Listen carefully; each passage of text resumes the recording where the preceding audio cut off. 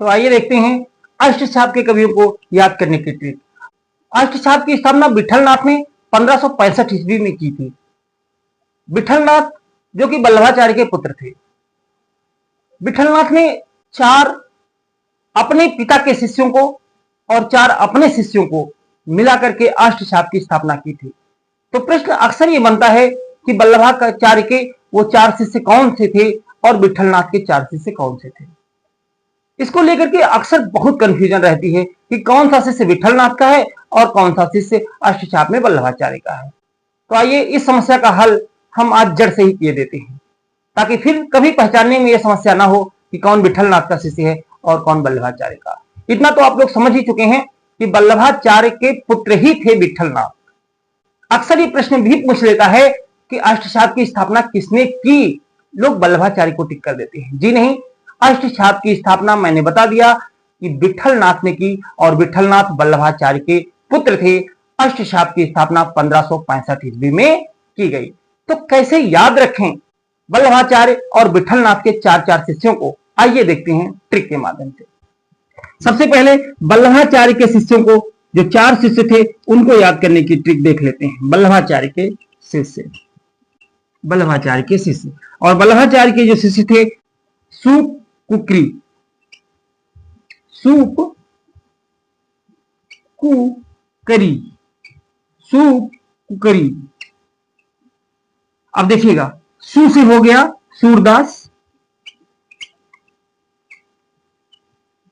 सु से सूरदास, पा से परमानंद दास, पा से परमानंद दास, कु से कुंभन दास, कु से कुंभन दास, और करी से कृष्णदास, करी से कृष्णदास। तो वल्लभाचार्य के 4 शिष्य, वल्लभाचार्य के कितने शिष्य शामिल हैं अष्टछाप में? अष्टछाप में शामिल है वल्लभाचार्य के 4 शिष्य। कौन कौन? सुकुकरी, सु से सूरदास, पा से परमानंद दास, कु से कुंभन दास और करी से कृष्णदास। इस तरह से अगर आपने वल्लभाचार्य के 4 शिष्यों को याद कर लिया तो फिर इसके बाद ये कंफ्यूजन बिल्कुल नहीं रहेगी कि कौन से वल्लभाचार्य के शिष्य हैं और कौन से उनके पुत्र विठलनाथ के शिष्य हैं। अब विठलनाथ के शिष्यों को याद करना बहुत आसान है। उनकी एक छोटी सी ट्रिक है, 2 दास और 2 स्वामी। विठलनाथ के जो शिष्य थे, विठलनाथ के शिष्य, उनमें 2 दास और 2 स्वामी, 2 दास और 2 स्वामी।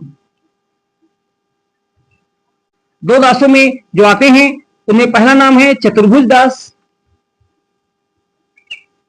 चतुर्भुज दास, और दूसरे जो आते हैं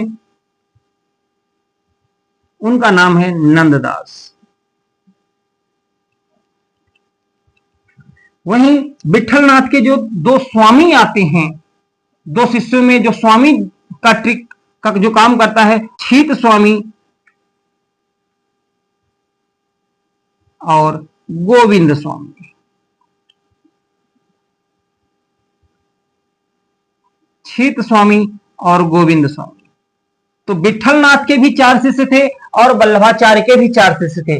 वल्लभाचार्य के शिष्यों को याद करने की ट्रिक हमने बता दिया, सुकुकरी, सुकुकरी।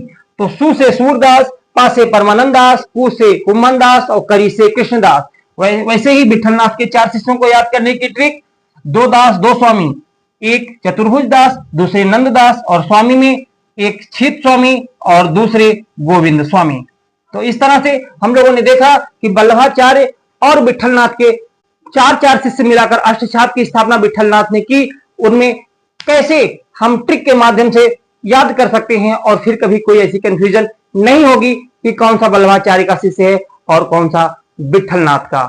हालांकि इसमें अक्सर यह भी पूछ लेता है कि जन्म काल के आधार पर बता दीजिए किसका जन्म पहले हुआ और किसका जन्म बाद में हुआ। तो उसकी भी ट्रिक एक आसानी से देख लेते हैं। जन्म काल के आधार पर अगर आपसे पूछे कि जन्म काल के आधार पर इन 8 गुरुओं का नाम आप बता दीजिए, कौन पहले आया कौन बाद में आया, तो जन्म काल के आधार पर इसकी ट्रिक है